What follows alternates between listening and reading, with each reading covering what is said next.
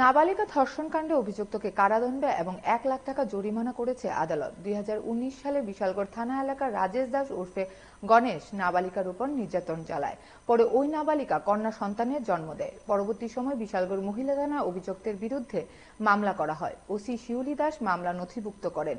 এই মামলায় তদন্তকারী অফিসার ছিলেন এসআই ঝুমা দাস। অভিযুক্তকে গ্রেপ্তার করার পর বিচার প্রক্রিয়া চলতে থাকে। শুক্রবার বিশালগড় আদালত অভিযুক্তের সাজা ঘোষণা করে। এই তথ্য জানান সরকারি আইনজীবী রিপন সরকার।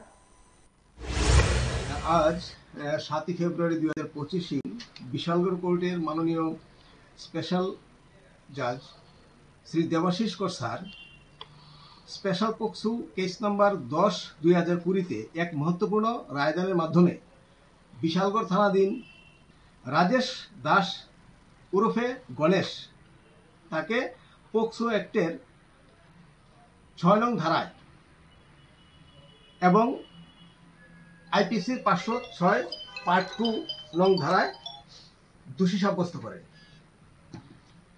এবং আজকের এই দোষী সাব্যস্ত করে তাকে কনভিকশন দেওয়া হয়।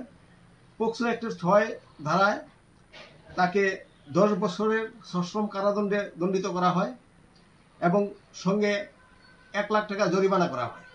১ লাখ টাকা জরিমানা অনাদায়ে আরও ১ বছরের কারাদণ্ডের আদেশ দেন এবং সেকশন 506 অফ আইপিসি পার্ট 2-তে